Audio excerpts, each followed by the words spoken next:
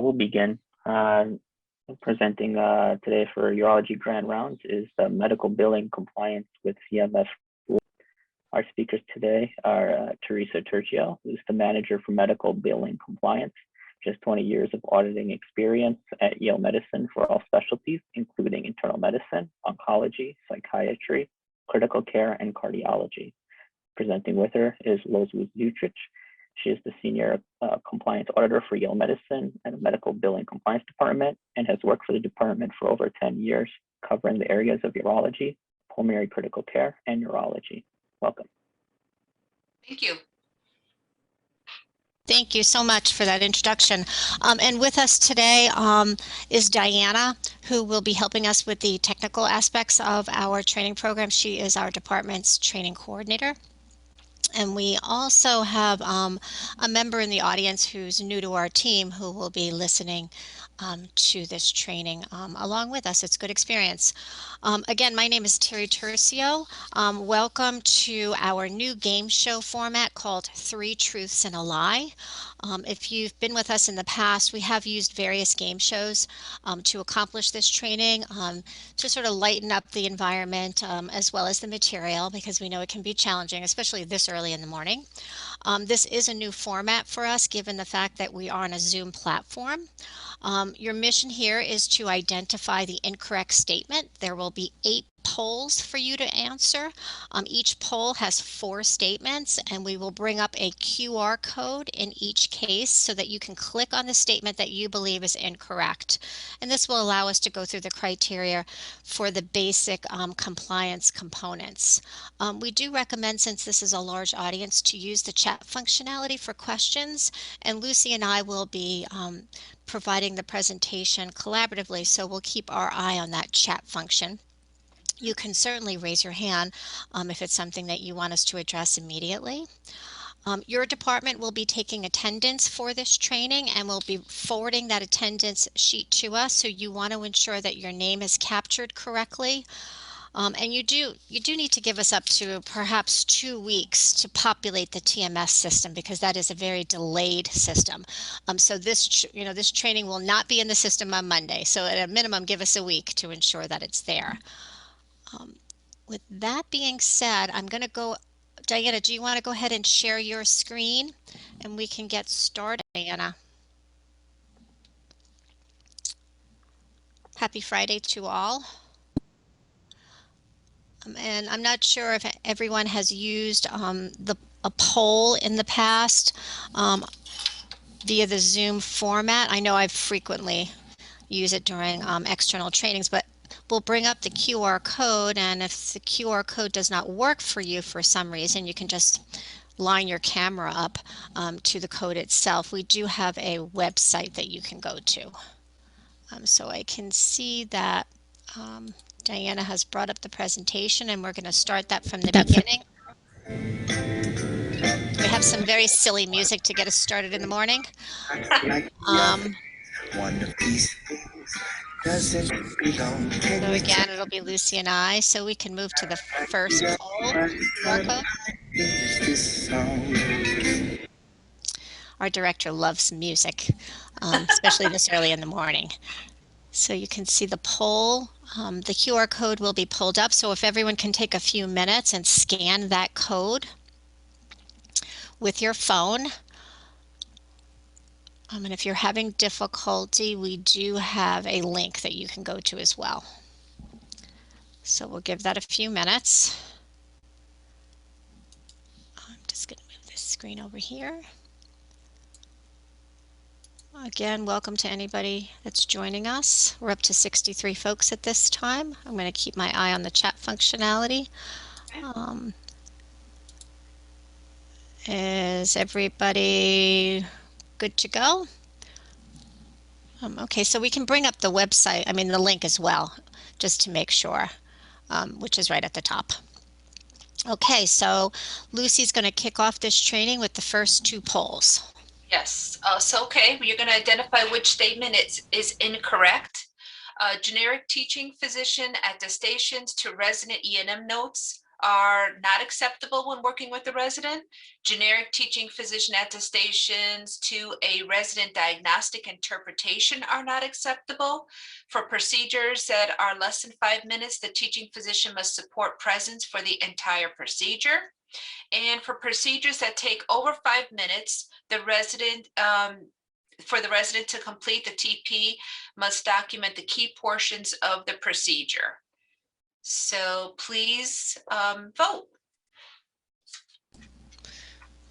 And we know we have quite a few more out there. I see 4. We're going to give it a little time. So again, this particular poll focuses on teaching physician rules when working with a resident or a fellow, ACGME resident or a fellow, E&M services, procedures, minor and major. Should we pull up the QR code again, Diana? Because it seems like we're not getting a lot of votes in here. So again, just scan this code to your phone. It'll bring you right to a link. You don't have to sign up for the program. You can skip that step and it'll bring you right to the polls. Thanks, Diana. So there's nothing in the chat box, so here we go. Closer to your PC screen. Okay, so Mary Henwood, she your phone camera should be, yeah. You do need to make sure you're fairly close to the screen when you're scanning it. Thank you, Mary. All right, that's better. Yep, we'll give it just a few more minutes. I'm not sure if there's anyone from Central Coding and Billing that's joined us this morning. I always like to introduce them, and they're such a great asset to have when we're presenting. I'm not seeing any familiar names out there, but if you're out there, could you just introduce yourself so the group is aware? So hopefully as we move through this presentation, more folks will access the QR code. So it looks like the majority of them have indicated the third statement as incorrect. Do you want to go ahead and take that away, Luce? I will. Somebody just put in the chat box to put the link in the chat in case people are watching this on their phones. Can we do that, Diana?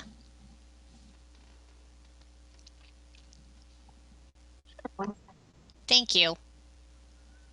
Okay, so I am going to kick it off. The incorrect statement is generic teaching physician attestations to a resident diagnostic interpretation are not acceptable. That is the only time where a generic teaching physician attestation is acceptable. So we had one person to get that right. So if a resident prepares and signs the interpretation, the TP must indicate that he or she has personally reviewed the image and the resident's interpretation and either agrees with it or edits the findings. When that occurs, your attestation can be as simple as, I have personally reviewed the images and dictated or edited the final report and agree with the findings. For evaluation and management services, your documentation, when working with the resident or fellow, your documentation needs to state that you saw the patient, you evaluated the patient, and you participated in the plan. The attestations, an attestation that reads, I saw the patient, examined the patient with the resident, and is in full agreement is considered generic, and that is not an acceptable practice when working with the resident or a fellow and attesting to their note. So that should be personalized. Your E&M teaching physician attestation should be personalized regarding the plan. That's where the expectation of personalization is necessary. Sorry, Luce. That's okay. I appreciate the input. So for minor procedures, it looks like we had a group that got that one incorrect. But so for minor procedures, Medicare rule characterizes minor procedures as those taking 5 minutes or less, and the teaching physician must be present for the entire procedure. So that's an accurate statement. For major procedures, typically greater than 5 minutes or have a 90-day global period, the teaching physician must be present for the key portions, and you decide, the teaching physician decides what those key portions are. So So are there any questions related to the difference between minor and major? Because that is a significant number, 15. So we just want to make sure that's clear. So a minor procedure less than 5 minutes, you make that determination, how long it took the resident to complete. Okay, I don't see anything in the chat functionality. Okay. But we can forward our teaching physician handout to the group for distribution if there are further questions.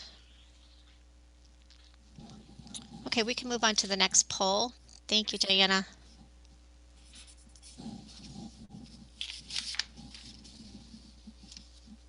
Okay, so which statement again is incorrect? The medical student does not have to perform the HPI exam and plan in the physical presence of the teaching physician in order to support a billable service.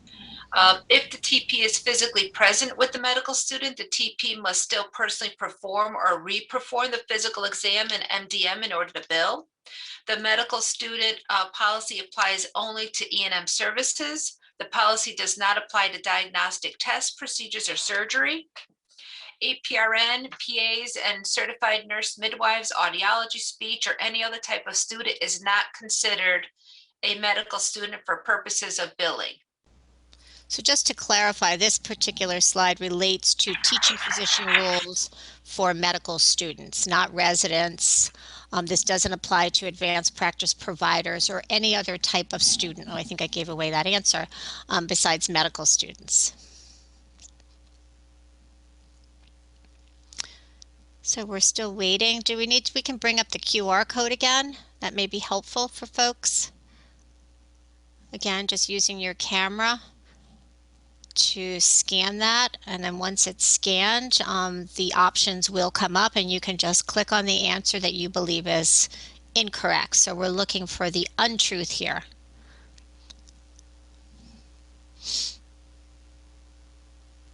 Thanks, Diana. And I think we sent out the seminar notes. I think yes, the seminar notes were included with our packet, which include all the topics that we're discussing today. So if you're unsure this early in the morning, it's a quick document to take a peek at. So I think this is a very challenging topic since it's not something that we frequently see here at Yale Medicine. We generally find that senior residents are working with medical students. It's not the norm for a teaching physician to work directly with a medical student, but it does happen. So it's worth bringing up as a topic. Yes. Okay, I'm gonna, want to wait a little bit or ready to go? Let's go ahead and move forward.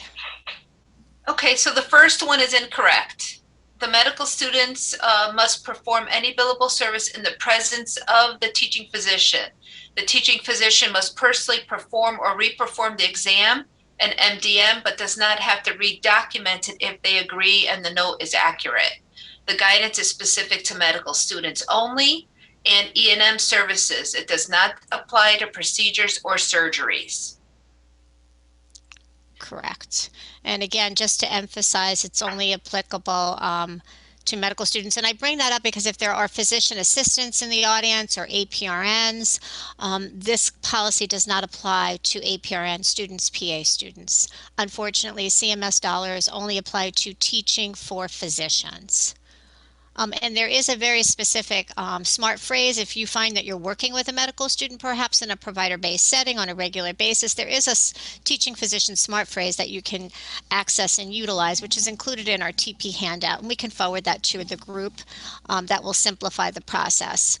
So if they perform all the key components in your presence and you re-perform the exam and medical decision making, you don't need to redocument the note if you're in agreement with the medical student's note.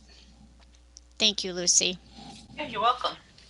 So we'll move on to the third poll, and we'll bring up the QR code. So which statement is incorrect? And this is related to evaluation and management services in all areas: outpatient, inpatient, consults. A new patient has not seen the MD or the MD's peers in 3 years. For outpatient E&Ms, the attending's total time on the date of the encounter or medical decision-making can be used to determine the level of service. The old rule, when billing over 50% of the visit spent counseling and/or coordinating care with the patient, does not apply to inpatient consults and observation E&Ms. The documentation for a consultation requires the requester's name, reason for consult, recommendations, and a written report. So we're looking for the inaccurate statement here, which statement is not true. And this applies to all evaluation and management services, this question. Maybe we should bring up the QR code again. Thank you. I don't see anything in the chat, so hopefully most folks are able to download that.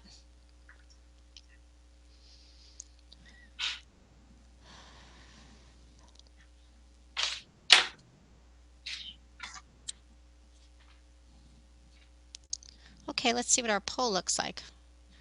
Okay. Hey. So we'll give it just another minute. We're off to a good start.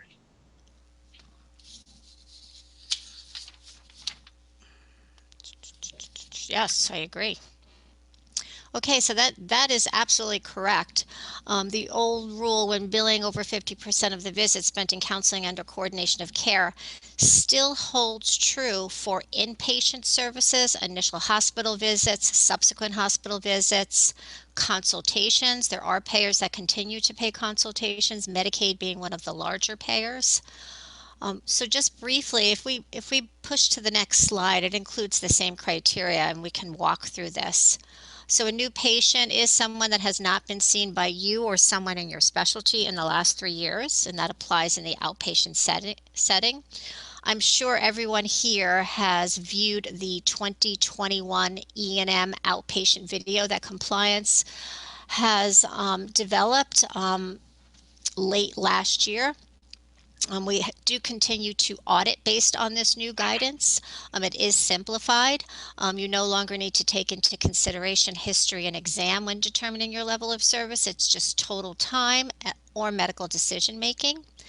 And then just briefly, if you're receiving a request for a consultation, so you're being asked for your advice and opinion related to a specific patient for a specific complaint, you should include this criteria in your note: the provider that made the request, the reason for the consultation, and in the outpatient environment, you want to ensure that you're sending that guidance back, that report back to the provider. So you need a request, a recommendation, and a report. As I stated earlier, there is one private insurer, and I believe it may be United Healthcare, that continues to pay consultations, as well as Medicaid. So if you are rendering a consultation, you should bill that consultation. The Epic billing software does have a crosswalk in the background that will flip that code accordingly based on the insurer. So Diana, if we can move, thank you. Someone said it was Aetna. I can't seem to remember that private carrier, but I will look after the training. If we move to the next slide, I just wanted to go over a few brief points related to E&M services. So this is the medical decision-making criteria as documented in the Outpatient 2021 rules. I'm sure everyone is familiar with medical decision-making criteria. The same rule applies in the inpatient setting and for consultations. In the outpatient world, it's been tweaked significantly in this second category, but the category 1 and 3 are basically the same as an inpatient or a consult visit. So in order to achieve a level of service, you need to meet that level in 2 out of these 3 categories. The first one is the number of problems and the complexity of the problem. The second is the amount of data you're reviewing, and the third is the overall risk. So that's the basic premise. The words that are italicized were the additions added for 2021. So if we move to the next slide, and there's a few slides that follow this particular poll because there is quite a bit of data. So this is what the 2021 Outpatient EM Card looks like. We used to have very small cards, if you recall, for outpatient. Unfortunately, it did need to be enlarged. This is very difficult to see on the screen, so I do have subsequent slides that will provide more clarity. But I do want to point out that, again, the three headers up at the top, number of and complexity of problems, amount and complexity of data, and the risk remain the same. In order to select a level of service, 2 out of these 3 categories must meet that level of medical decision making. You'll see it starts with level 2 and ends with level 5. It's the same for initial visit and return patient visit. The criteria is the same. You will see some changes, significant changes to this second column where you are given credit for every diagnostic test that you review or order, as opposed to the inpatient world that's sort of lumped in under one category. And the risk column does look a bit like our previous medical decision-making risk table. I do want to point out a few things regarding to the problem area. So under a level 4, 1 or more chronic illnesses with exacerbation, progression, or side effects of treatment. For a level 5, 1 or more chronic illnesses with severe exacerbation. So the AMA CPT have offered detailed definitions related to this criteria, and when you speak to severe exacerbation, they're expecting that you're considering a hospitalization. So there needs to be something acute going on. So I just wanted to point that out. Again, under moderate risk, prescription drug management remains there. Decision for a minor surgery with identified risk factors remain there. Under high risk, drug therapy requiring intensive monitoring for toxicity, not for efficacy. So if you're monitoring a particular drug for toxicity, you need to be looking at diagnostic testing related to that monitoring and document that at least quarterly if it's long-term. Decision regarding elective major surgery with identified risk factors falls under high as well. If we move to the next slide, that portion of the card speaks to how to bill your service based on total time. So total time on the day of the encounter counts for the outpatient code sets listed here, 99202 through 99205, 99212 through 99215. So you can count all of your face-to-face, your non-face-to-face activities, including documenting in the medical record, reviewing history for the patient. You can count all the time spent devoted to this patient on the day of the encounter. You cannot count time spent the night before or the day after. That's the general rule. There is a smart phrase available in Epic to prompt you in documenting the total time, and that time should exclude any teaching time, of course, because it's your face-to-face time, and any time spent performing procedures that are separately billable. So this smart phrase is accurate, and I do recommend using it. And in addition to that, there should be some type of summary of how you spent your time. Physically examined the patient, you gathered history, you had a conversation. So those details should be included. We can move to the next slide where we did actually pull up the requirements for a 99214 so you could see it more clearly. So perhaps for this example, we have a patient that's presenting with an elevated PSA, difficulty urinating. This has been a chronic illness for this patient with an exacerbation, falls under moderate under the problem category. In this particular case, there was a PSA that was reviewed and another diagnostic test ordered. So you did achieve 2 points here. In order to attain moderate under this second column, any combination of 3 from the following. And I just wanted to go through some of the criteria here. Review of prior external notes from each unique source. The expectation is that you would identify what that prior external note specialty issue is, and you would summarize your review of that. Assessment requiring an independent historian. If a patient presents and they're unable to communicate their entire history to you and you obtain that from a caretaker, that would be appropriate when appropriately documented. An independent interpretation of a test performed by another provider needs to be clearly documented that you're offering your own independent interpretation, not simply copying the radiologist's interpretation into the body of your note. That is not an independent interpretation. That's just a review of the radiologist's report. And the third category is discussion of management or test interpretation. Perhaps you picked up the phone and spoke to the radiologist about a particular scan and you documented a summary related to that. So I just wanted to walk through the criteria related to portions of this category. And in this case, the patient is on prescription drug management. So since we met moderate in 2 out of the 3, that would be a 99214. The time components are also listed on the outpatient card. If we flip to the next slide, we'll talk a little bit more about the changes that occurred during 2021. Again, history and exam no longer plays a role in selecting your level of service for the outpatient world, but there is an expectation that you will be documenting a medically necessary history and exam. It doesn't preclude you from doing that component of the service. It just should be based on what the need is. Again, 2 out of the 3 elements must be met. A little bit about social determinants. That's a category that was added under the risk category for moderate. So since social determinants of health do play a significant role in the patient's overall treatment and the ability to access treatment, if you clearly document what those social determinants are in the body of your notes, such as inability to gain transportation to medical appointments, lack of access to prescription drug management, perhaps there is food or housing instability. If you clearly document what those determinants are in the body of your note, that will meet a moderate risk. And in most cases, there is an associated ICD-10 code that will correlate to that social issue. Ordering of a unique test is counted once, generally at the ordering point, and it includes the review that's done at a subsequent encounter. And again, interpretation of diagnostic testing that's separately billable cannot be counted under your medical decision making.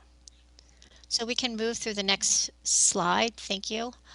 Monitoring for drug toxicity, we spoke about this earlier. It needs to be for toxicity, not efficacy, and at least quarterly. And your monitoring should be done by diagnostic testing. And of course, the first thing that comes to mind is a chemotherapy drug, if you're keeping an eye on CBCs to ensure that the patient has adequate levels, that would fall into that category. We did discuss the independent historian. I do want to talk a little bit about the E&M calculator that's available in Epic. I'm sure everyone has seen that calculator. I can tell you that the automation was turned off during the year since we have found, based upon audit, that it didn't always provide an accurate E&M code. That doesn't mean that you cannot utilize the calculator. You can use the criteria as a guide for the selection of your E&M, but we want to be careful and ensure that you understand the various components, particularly those diagnostic testing components that we went through. Next slide. Time defined. I think we've gone through this at length. Only the billing practitioner's time on the day of the encounter, and these are generally the things that we'll see that are captured in time. You can move on, Diana. The times have changed, and I did highlight 99214 since prior to 2021, 99214 required 25 minutes. So it's important to have that new card and to take note of the times. And we will move on to the next slide. We did want to bring up the inpatient EM card, which guidance has not changed for this particular place of service, and the consults. So this is included on the same E&M card, our cheat sheet. So for initial hospital visits or consultations, if you're selecting your level of service, you need to remember you need to include your history, exam, and medical decision making. All 3 components are required.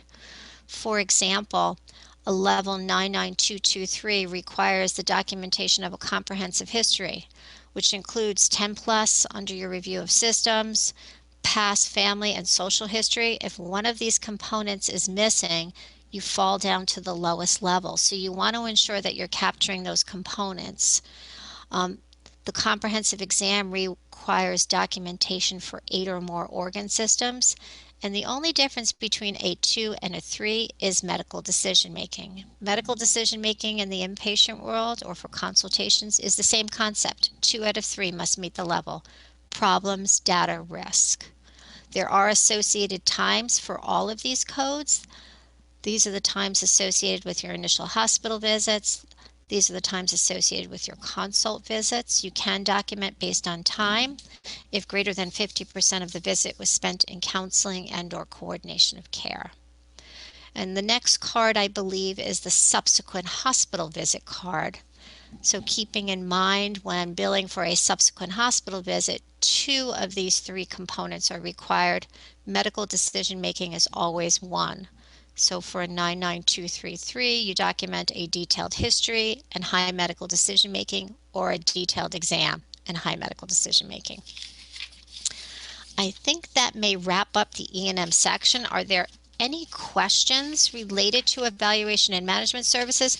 We have done quite a few audits for the outpatient world, for urology, as well as telehealth, and providers do receive individual feedback. I think one of the bigger issues that we have found in general for all specialties when looking at inpatient services, consultation services, the lack of that high-level exam and history not always being there. So we just want to remind you that it's necessary. Okay, that was an earful. We can move on to the next poll. Thank you, Diana. Which statement is incorrect? And this relates to shared visit rules. Shared visit rules are shared visits are those services that you render collaboratively with an advanced practice provider. Do you need a break? I can just read the questions. No, I'm good. I'm good. Thank you. Okay. You're welcome. The MD must document a substantive portion of an E&M visit in order to bill if an APP is participating in the service. 2, the APP must be a YM employee or leased by Yale Medicine and credentialed with all payers. The MD must document why it was medically necessary for his or her involvement in addition to the APP. And the 4th one, attestations can be used by the MD to support his or her involvement with the APP. So we're looking for the statement that is not accurate. And I don't know if we want to bring up the QR code again.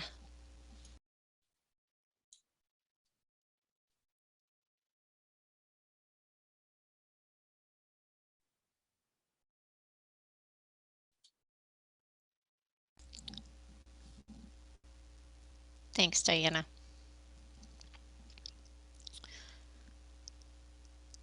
So it looks like we're on the right track. Folks are absolutely correct that a generic attestation cannot be used by an MD to support their involvement with an advanced practice provider.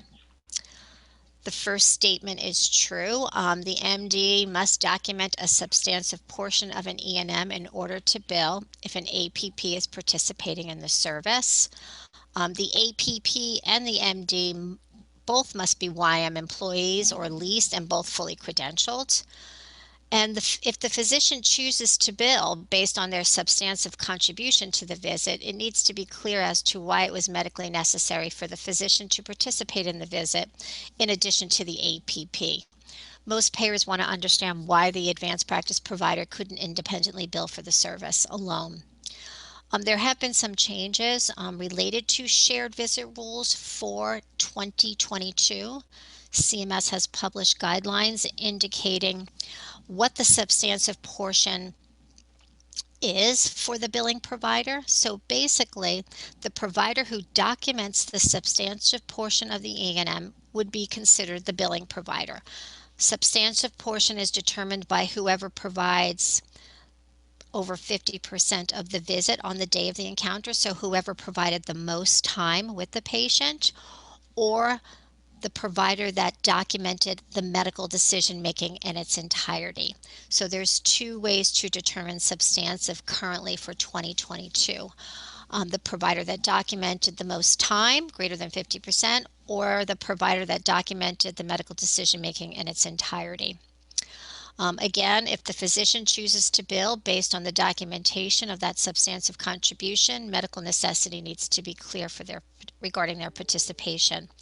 There is a dot phrase that's available to assist physicians and advanced practice providers in documenting their shared visit service.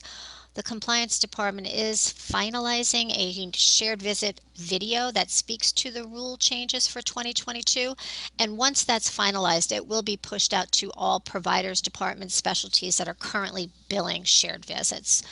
So you can ensure that you'll have a full overview of what's required. Just an FYI, for physician assistants, there needs to be a delegation agreement that's set up annually for that physician assistant, and that is something that credentialing handles when the PA enters the Yale Medicine system. Additional good news, and I'm not sure it's so applicable to this crowd, is that critical care can now be billed as a shared visit. In the past, that was not permissible. I don't believe that urology actually performs shared visits. I know a poll went out by department, and Judy Harris had indicated that there wasn't much activity in this particular department. If you have any questions, please feel free to reach out or insert the question in the chat. Okay, I don't see anything in the chats. We can move on. Okay, so the next set of questions is around cloning. Epic has an audit trail that shows who documented what in every note. Cloning is an acceptable practice. Yale Medicine practice standards prohibit the HPI exam and plan from copy forward, and pre-charted information needs to be verified. Okay, please cast your vote. Perhaps the QR code would help again.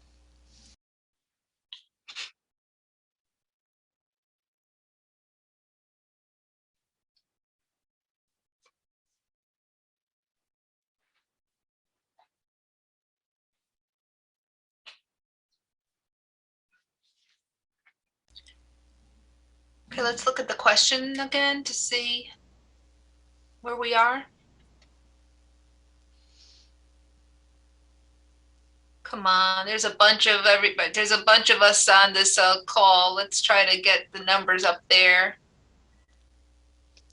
At least we're on the right track. Yeah, that's good news.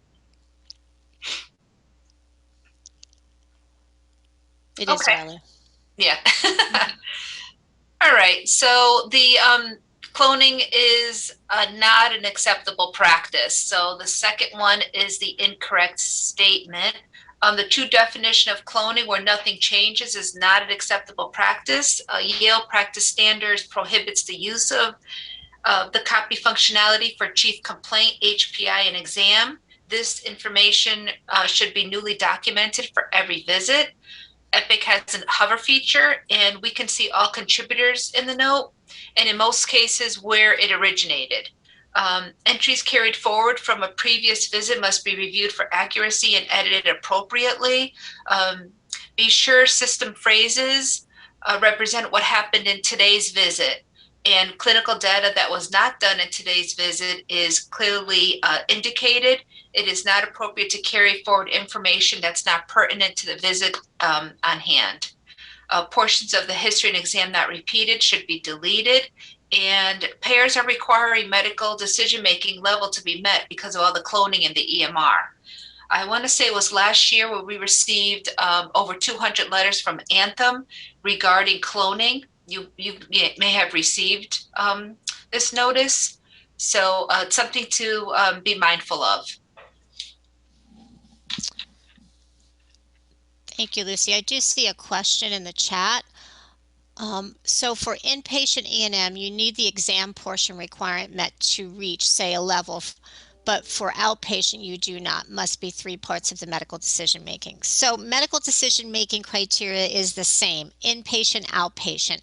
2 of the 3 criteria must be met in order to determine your level of medical decision-making. So those 3 criteria include number of problems, data that you're reviewing, and risk. So that's how you determine your medical decision making. Applies across the board. In the inpatient setting, when you're selecting your level of service, history, exam, and medical decision-making are required for initial hospital visits and consultations. And you are correct, it is not necessary, well, you no longer need to utilize your exam when determining your level of service in the outpatient world, but we would expect that you would document a medically necessary exam. Which brings me to the cloning issue. We often find providers, not only in this specialty and other specialties, copy forwarding their previous exam. And perhaps the vital signs change because those do get refreshed by the MAs. But there are times where we don't see any other changes to that exam, which really sends up a red flag to an external auditor when you're seeing that on a continual basis. Our recommendation to providers has been, edit that exam based on what you did that day. And if the exam is 100% accurate and nothing has changed, inserting a statement that you reperformed it and it is accurate. That is probably the component of the note that stands out from a cloning perspective throughout the university, in every specialty, that we see as problematic. I hope that helped. Yes, that's good. Thank you, Terry. I hope I answered the question too, so we'll see. I don't see anything else in the chat. Okay, maybe we can move on to the next question. All right, so which statement is incorrect in regards to scribes? A resident can act as a scribe. The MD must affirm that he or she personally performed the services. MD must document the note reviewed and is accurate, and the MD must sign the note.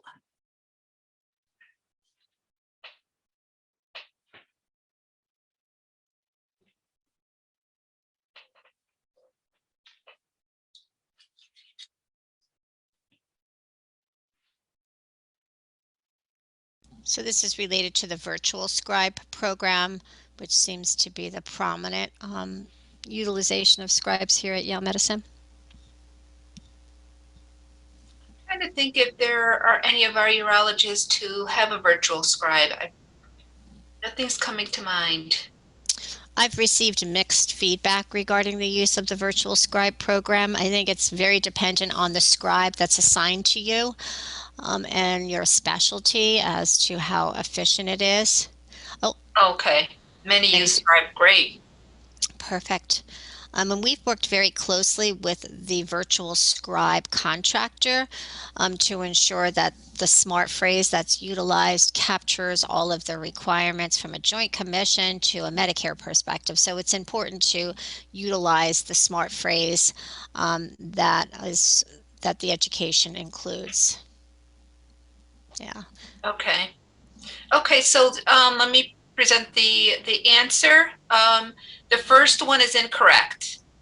We have not seen residents or APRNs or PAs used as scribes since they actively participate in the care.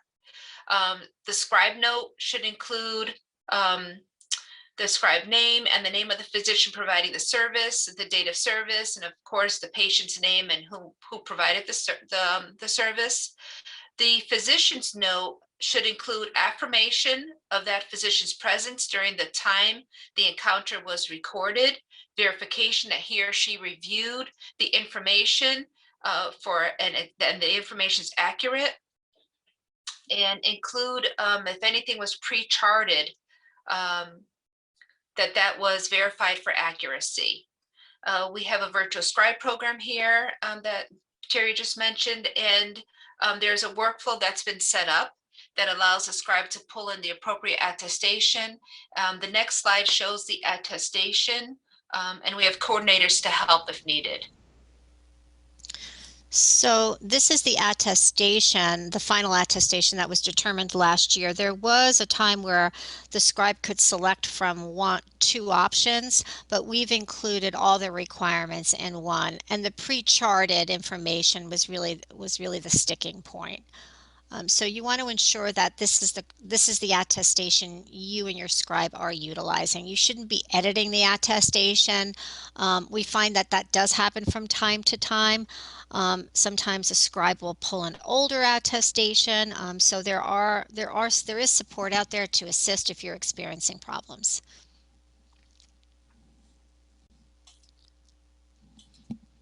Thanks, Lucy. Okay, you're welcome. I don't see any good. questions in the chat. Okay. So we can move on to the next poll. Thanks, Diana. Okay, so which statement is incorrect when billing an E&M service at the same encounter as a procedure? Your documentation must demonstrate that the purpose of the E&M was to evaluate a specific complaint, and you appended modifier 25. The complaint or problem addressed can stand alone as a billable service. You performed and documented the extra work that went above and beyond the typical work associated with the procedure, and you cannot bill an E&M when billing for a procedure during the same encounter.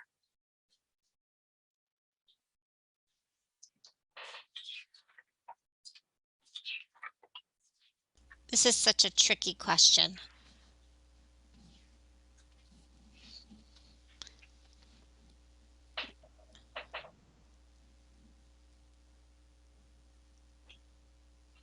Okay. Are we good? Want to wait a minute? Oh, we're still seeing some folks, but we seem to be moving in the right direction. Mm-hmm. Well, I think that this is a direction I'd rather see. Yes.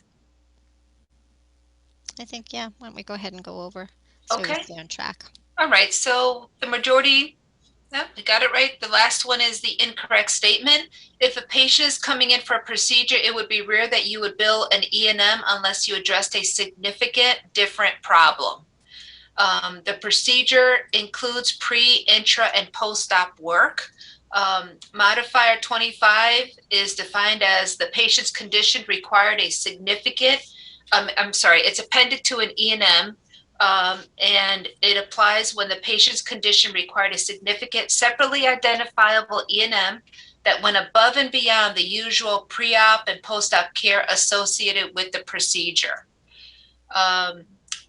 So the modifier 25 is on the OIG, and we've also have it on our internal audit work plan. We continue to see this as problematic. What we find during our review is that there's lack of medical necessity to support both codes on the same day by the same physician. Anthem is sending out modifier 25 overused reports, and the key is to recognize when your extra work is significant, and that documentation needs to be very clear in the report. A way that we try to do it in our department is that we erase everything that would apply to the procedure, and whatever's left, does that support a significant, separately identifiable problem? So it's just important that you keep this in mind. When you append modifier 25 to an E&M, you're telling the payer to pay you for both the E&M and the procedure.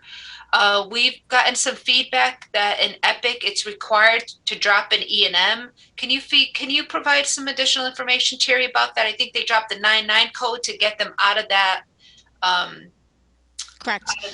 Correct. So I think it's also dependent on what's being asked when the patient is presenting. So if the patient is presenting for a procedure, patient is being sent to you for a procedure, any evaluation related to that procedure is rolled into those RVUs. According to the Medicare fee schedule, the global rules say minor procedures always include an evaluation and management service.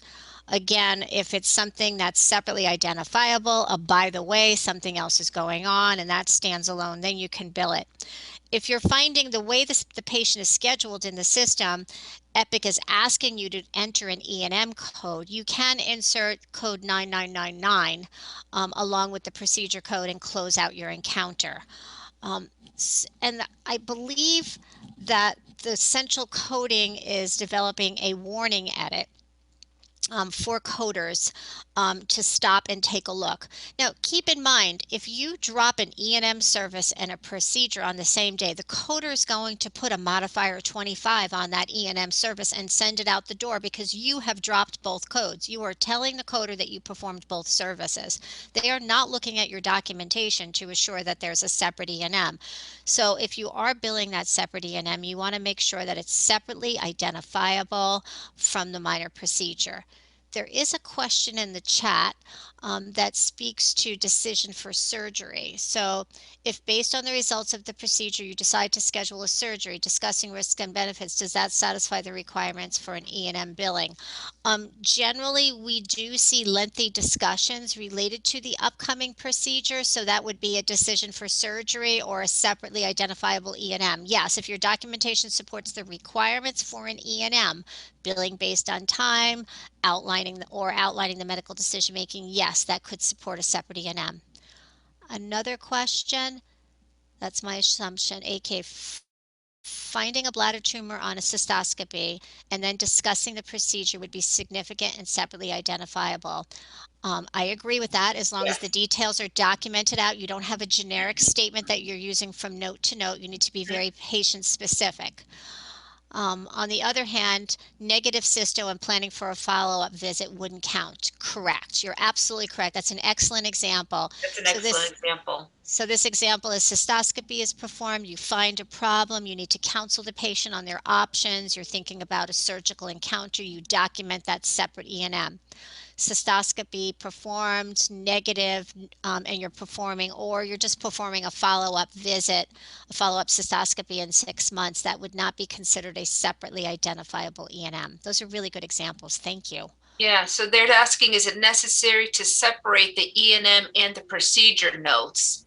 We're able to pull that apart when we're reviewing the documentation. Yeah, it's usually very clear in your note. Great questions. So again, this is a topic for Medicare review.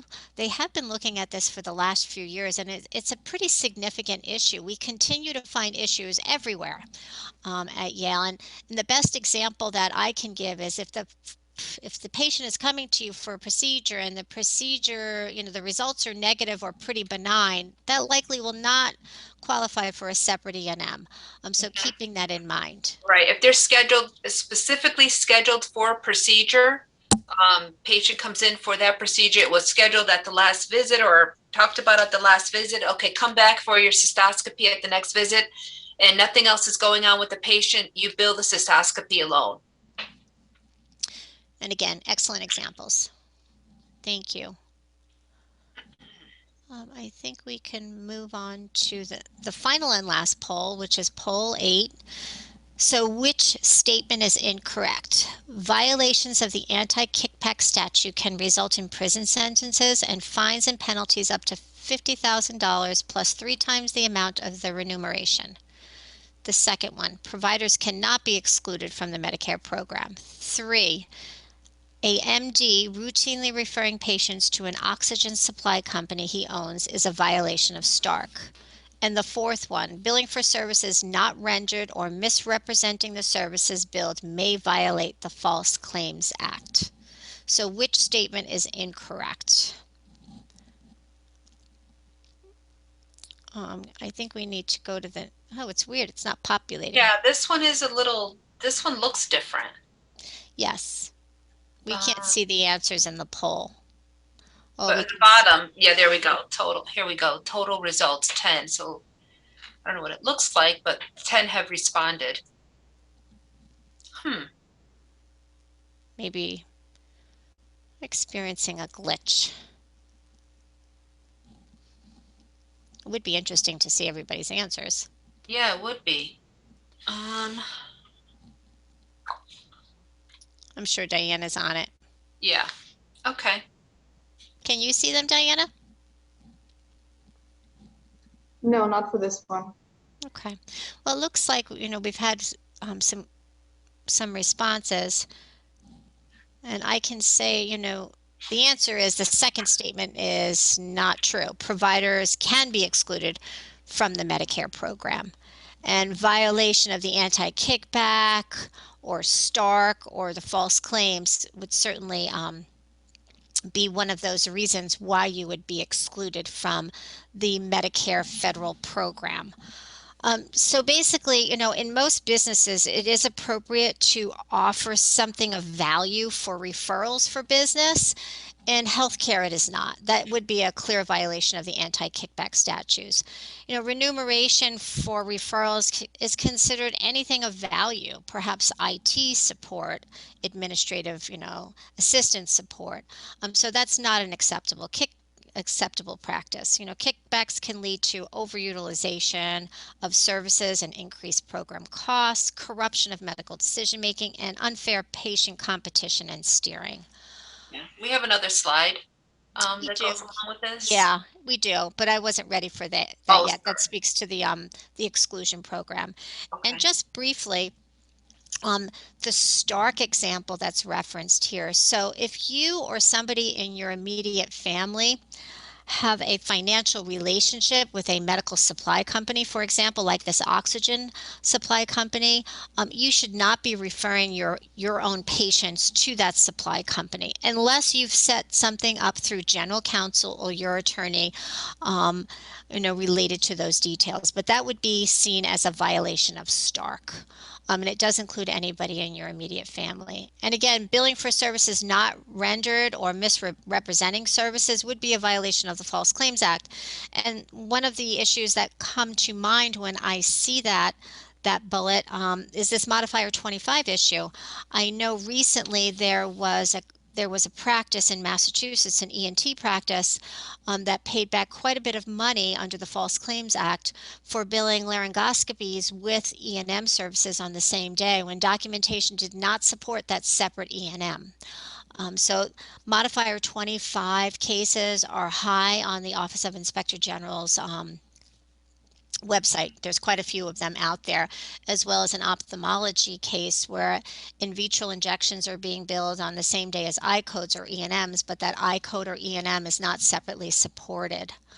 An example of anti-kickback that was recently published in our newsletter includes an orthopedic surgeon accused of accepting kickbacks from device manufacturers for the exchange of preferential use of their artificial hip and knee joints. Recently paid back over $650,000 to settle the case against him. So, this slide is just to make you aware, cognizant.